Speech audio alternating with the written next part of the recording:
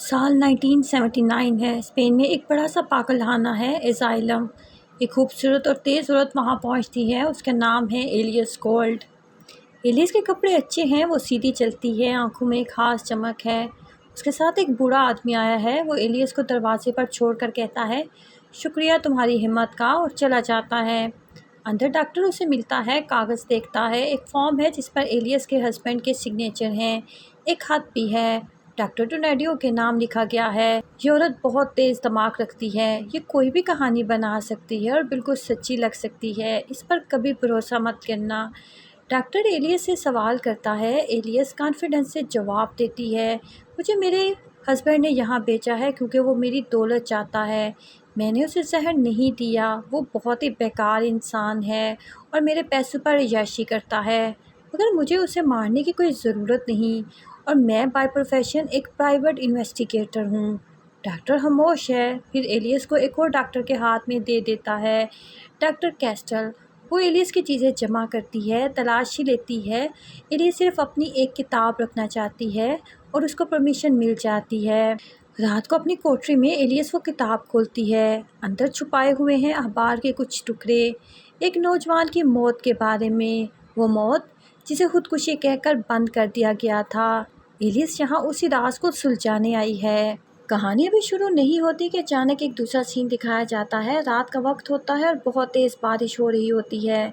Mental hospital में आग लग चुकी होती है। सब कमरों के दरवाजे खुल जाते हैं और मरीज पागलपन में बाहर भाग रहे होते हैं। हर तरफ अफरा तफरी और खौफ का माहौल होता है। डॉक्टर्स और हॉस्पिटल का स्टाफ परेशान होता है। इस दौरान एक कमरे में एक जवान लड़के की लाश मिलती है, बहुत ही बुरी हालत में, और एक कोने में इग्नेसियो नाम का शख्स खून लगे हाथों के साथ चुप करके खड़ा होता है। वो घबराया हुआ सब कुछ देख रहा होता है। ये सब अभी नहीं हो रहा बल्कि बाद में होने वाला होता है।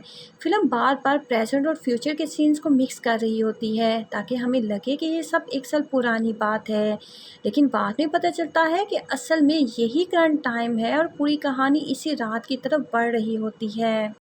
मेंटल हॉस्पिटल के अंदर एलियस बिल्कुल भी बेकार नहीं बैठती। वो हर चीज़ को गौर से देखती है, सोचती समझती है और लोगों से दोस्ती भी करती है, ख़ास तौर पर इग्नेसियो से।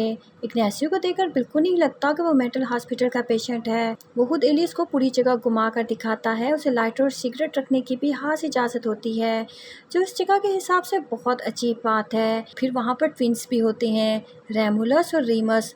रेमुलस बहुत अजीब आदमी है। वो बार बार दूसरों की नकल करता रहता है और एक बीमार जवान लड़की का बहुत ख्याल रखता है, जिसे वो अपनी छोटी बहन समझता है।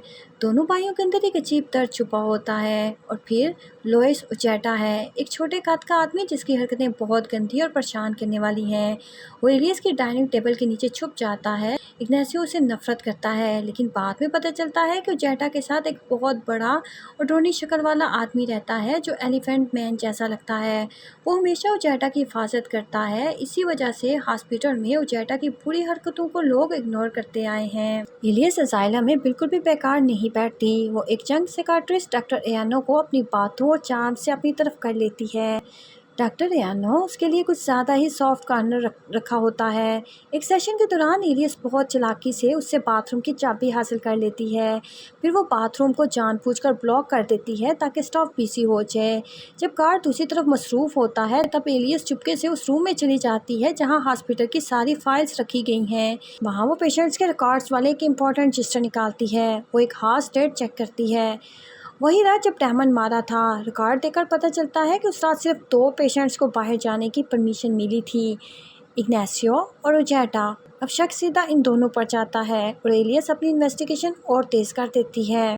एलियस इग्नेसियो को ढूंढकर उसे सच बताती है। वो कहती है कि वो यहाँ एक मरे हुए लड़के के फादर के कहने पर आई है। वो आदमी जो उसे असाइलम के दरवाजे पर छोड़ कर गया था, उसके बेटे डैमन की मौत को सुसाइड कहकर केस बंद कर दिया गया था, लेकिन बाद में डैमन के बाप को एक खत मिला जिसमें लिखा था कि तुमने उसे मारा, मैंने नहीं। एलियस ने खत की हैंडराइटिंग चेक करवाई थी। पता चला कि यह खत किसी ऐसे शख्स ने लिखा था जिसको स्किज़ोफ्रेनिया था, और क्योंकि खत पोस्ट करने के लिए असाइलम से बाहर जाना ज़रूरी था, इसलिए ये काम किसी पेशेंट ने किया होगा जिसे उस दिन बाहर जाने की परमिशन मिली थी। रिकॉर्ड्स के मुताबिक उस दिन सिर्फ इग्नेशियो और उचैटा को लीव मिली थी, इसलिए शक इन दोनों पर था। ये सब सुनकर इग्नेशियो बहुत परेशान हो जाता है।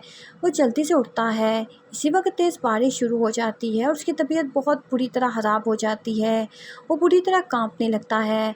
तब पता चलता है कि इग्नेशियो को पानी से बहुत ज़्यादा डर लगता है और उसे हाइड्रोफोबिया है, और यही बात उसे उस रात के कत्ल से बरी कर देती है। अगर उसे पानी से इतना डर लगता है तो वो उस टूटी हुई खिड़की के पास कैसे खड़े हो सकता है जहाँ से तेज़ बारिश अंदर आ रही थी? ये मुमकिन ही नहीं था। अब एलियस का सिर्फ एक ही शख्स पर शक रह जाता है, उचैटा। एक दिन एलियस देखती है कि उचैटा एक औरत को परेशान कर रहा है और फिर जंगल की तरफ भाग जाता है। एलियस उसका पीछा करती है, लेकिन जंगल में रेमुलस उसे रोक लेता है। वो जीप और गहरी नज़रों से एलियस को देखता है और कहता है, मैं जानता हूँ तुम कौन हो। फिर वो एलियस को एक जगह ले जाता है जहाँ उसने पुरानी शाहों और लकड़ियों से एक छोटा सा मंदिर बनाया होता है। वो कहता है ये उसका और उसकी बहन के लिए है, और फिर वो एलियस से कहता है, और तुम हमारी माँ हो। ये सुनकर एलियस कुछ देर के लिए इमोशनल हो जाती है, लेकिन तभी झाड़ियों में आवाज़ आती है। वो उचैटा की तरफ मुड़ने लगती है, मगर उचैटा पहले से छुपा बैठा होता है। वो अचानक एलियस पर हमला कर देता है, लेकिन एलियस अपने आप को बचाने की कोशिश करती है। फिर सब अंधेरा हो जाता है। जब एलियस की आंख खुलती है तो वो ऐसे बेड पर होती है जहाँ पर उसको बांध दिया जाता है। डॉक्टर रियानो उसके पास खड़ा होता है और कहता है, तुमने उचैटा को मार दिया। एलियस हैरान रह जाती है, उसे कुछ याद नहीं होता। वो सिर्फ इतना कहती है कि अगर उसने कुछ किया भी है तो उसने अपने आप को बचाने के लिए किया था। उसके बाद एलियस डॉक्टर रियानो को पूरा सच बता देती है। वो कहती है कि वो असल में एक प्राइवेट इन्वेस्टिगेटर है। डेमन के फादर डेल ओल्मो ने उसे ये केस सॉल्व करने के लिए हायर किया था। उसके हस्बैंड ने बिना सोचे सिग्नेचर कर दिए थे। उसे लगा कि मैं किसी काम से जा रही हूँ, और डॉक्टर डोनाटियो का जो हाथ था वो भी असली नहीं था। एलियस ने खुद लिखा था और डोनाटियो के सिग्नेचर कॉपी की थे। डॉक्टर एल्वेयर को भी इस प्लान का पता था क्योंकि वो डेल ओल्मो का दोस्त था। डॉक्टर रियानो आधा यकीन और आधा शक लेकर पूरा मैटर हॉस्पिटल बोर्ड के सामने ले जाता है। मेडिकल बोर्ड के सामने डॉक्टर एल्वेयर खुलकर एलियस की सारी झूठी बात बता देता है। वो कहता है कि डेमन ने खुदकुशी की थी। उसे डेल ओल्मो नाम के किसी आदमी के बारे में कुछ नहीं पता और कोई साजिश भी नहीं हुई। एलियस फिर से पूरी कहानी बताती है, लेकिन अब एक बड़ी प्रॉब्लम होती है। उसका हस्बैंड और डॉक्टर डोनाटियो दोनों गायब होते हैं, उनसे कोई कांटेक्ट नहीं हो पाता। फिर बोर्ड डेल ओल्मो को बुलाता है, लेकिन जो आदमी आता है वो असल डेल ओल्मो नहीं होता। एलियस उसे पहचान ही नहीं पाती। देखने वालों को भी समझ आ जाता है कि ये वो आदमी नहीं जो एलियस को हॉस्पिटल के गेट तक छोड़ कर गया था। एलिस शॉक में रह जाती है और डॉक्टर एल्वेयर की तरफ देखती है, और डॉक्टर एल्वेयर हल्का सा मुस्कुराता है जैसे वो जीत गया हो। यहाँ से एलियस का कॉन्फिडेंस टूटने लग जाता है। उसके बाद एलियस को अलग कर दिया जाता है। उसे इलेक्ट्रिक शॉक ट्रीटमेंट दी जाती हैं और बहुत ज़्यादा मेडिसन। वो ज़्यादातर वक्त सोती रहती है, ना ठीक से उठ पाती है, ना बात कर पाती है, और ना ही क्लियरली सोच पाती है। फिर एलियस डिसाइड करती है कि उसे बैंक रिकॉर्ड्स हासिल करने होंगे। सिर्फ वही साबित कर सकते हैं कि उसके हस्बैंड ने उसकी दौलत पर कब्जा किया है, लेकिन ना डॉक्टर कैस्टल और ना ही डॉक्टर रियानो उसे हॉस्पिटल से बाहर निकलवा पाते हैं। इसलिए एलिस खुद प्लान बनाती है। रात को वो इग्नेशियो की मदद से टॉय वर्कशॉप में जाती है। डॉक्टर वेयर को कुछ शक हो जाता है और वो नर्सेज को अलर्ट कर देता है, लेकिन एलिस पहले ही इग्नेशियो से लाइटर मंगवा चुकी होती है। वो वर्कशॉप में पेंट थिनर गिरा देती है और लाइटर जला देती है। अचानक आग भड़क उठती है। इग्नेशियो अपने कमरे से आग के शोले देखता है और उठ के सब पेशेंट्स के कमरों के दरवाजे खोल देता है। हर तरफ अफरा तफरी मच जाती है।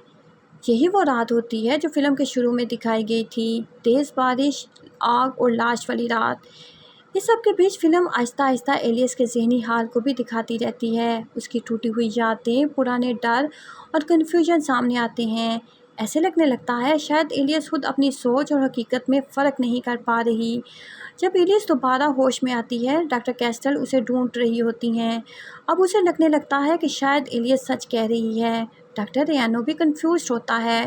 दोनों मिलकर सच जानने की कोशिश करते हैं। आग वाली रात में असल में क्या हुआ था? पता चलता है कि जंगल में जब उचैटा ने एलियस पर हमला किया था, तब रेमुलस पास ही था। उचैटा ने उसके दोस्त या जिस लड़की को वो अपनी छोटी बहन मानता था उसे तकलीफ़ दी थी। इसी वजह से दोनों भाइयों में से किसी एक ने उचैटा को मार दिया। लेकिन उस अफरा तफरी में एक और ट्रेजेडी होगी। वो बड़ा और डरावनी शक्ल वाला आदमी जिसे सब एलिफेंट मैन कहते थे, बदला लेने आया। उसने गलती से रीमस को मार दिया क्योंकि उसे लगा कि वो रेमुलस है। रीमस अक्सर रेमुलस की नकल करता था, इसलिए कंफ्यूजन होगी। जो लाश वर्कशॉप में मिली थी वो रेमुलस या रीमस में से किसी एक की थी। बाद में एलियस पुलिस के सामने पूरी कहानी एक इन्वेस्टिगेटर की तरह एक्सप्लेन करती है। वो सारे पीसेस जोड़कर कत्ल का सच समझा देती है, लेकिन इसी बात से लोग उसे और अजीब समझने लगते हैं। एक मेंटल हॉस्पिटल के पेशेंट इतनी इंटेलिजेंट और डिटेल में इन्वेस्टिगेशन कैसे कर सकती है। फिर फाइनल मेडिकल कमेटी मीटिंग होती है। एलियस की बात सुनी जाती है, डॉक्टर वेट से भी सवाल किए जाते हैं और उसकी रेपुटेशन खराब होने लगती है। डॉक्टर मोट से सिटी काउंसिल को अलवैर के खिलाफ लेटर भेजने वाली होती है। अलवैर को अपनी पोजीशन का डर लगने लगता है। आखिर में बोर्ड वोट करती है एलियस को डिस्चार्ज कर दिया जाए, लेकिन उसी वक्त अलवैर एक आदमी को रूम में लेकर आता है। वो आदमी डॉक्टर डोनाडियो होता है और यही वो आदमी होता है जो फिल्म के स्टार्ट में एलियस को हॉस्पिटल के गेट पर छोड़कर गया था। यहाँ सब कुछ उल्ट जाता है। अगर ये डॉक्टर डोनाटियो है जो एलियस का फैमिली डॉक्टर है, तो फिर डेल ओल्मो कौन था? असल जवाब बहुत शॉकिंग होता है। डेल ओल्मो नाम का कोई आदमी था ही नहीं, वो सिर्फ एलियस के जहन की पैदा की हुई एक शख्सियत थी। एलियस ने अपनी फैमिली डॉक्टर डोनाडियो को एक नए चेहरे और नाम दे दिया था, डेल ओल्मो। एक ऐसा आदमी जो उसे मिशन दे, उसकी बात पर यकीन करे और उसे ये एहसास दिलाए कि वो सही है। असल में कोई प्राइवेट इन्वेस्टिगेशन नहीं चल रही थी, कोई मिशन नहीं था, किसी ने एलियस को हायर नहीं किया था। एलियस खुद सच में एक मेंटल पेशेंट थी। उसकी बीमारी ये थी कि वो पूरे यकीन के साथ समझती थी कि वो एक प्राइवेट इन्वेस्टिगेटर है जो असाइलम में मर्डर केस सॉल्व करने आई है। और क्योंकि वो बहुत इंटेलिजेंट थी, इसलिए जब भी कोई उसकी कहानी पर सवाल करता तो वो फ़ौरन एक नई बिलीवेबल एक्सप्लेनेशन बना लेती। जब फेक डेल ओल्मो से मिलने आया और वो उसे पहचान नहीं पाई, तो तब भी उसके दिमाग ने फ़ौरन एक नई कहानी बना ली कि उसके हस्बैंड ने किसी और को बेच दिया होगा, लेकिन वो भी सिर्फ उसके जहन का एक और झूठ था। फिल्म के आखिरी सीन में जब डॉक्टर डोनाटियो उसके सामने खड़ा होता है, एलियस के चेहरे पर पैनिक साफ नज़र आ रहा है। उसकी आंखें इधर उधर घूमती हैं, जैसे वो एक और नई एक्सप्लेनेशन ढूंढ रही हो ताकि वो फिर खुद को नॉर्मल साबित कर सके। मगर इस बार उसे कोई जवाब नहीं मिलता और फिल्म वहीं ख़त्म हो जाती है। सिर्फ एलियस की आंखें रह जाती हैं, एक ऐसा जहन जो शायद अब भी एक नई कहानी बना रहा है, जो शायद कभी सच नहीं थी। ये फिल्म एक सीधा सवाल पूछ कर जाती है, क्या हम उस इंसान पर भरोसा कर सकते हैं जिसकी कहानी इतनी परफेक्ट हो, या कोई इंसान इतना तेज़ हो सकता है कि अपनी ही बीमारी को एक ही डिटेक्टिव स्टोरी में बदल ले? एलियस का जवाब फिल्म नहीं देती, वो फैसला आपका है।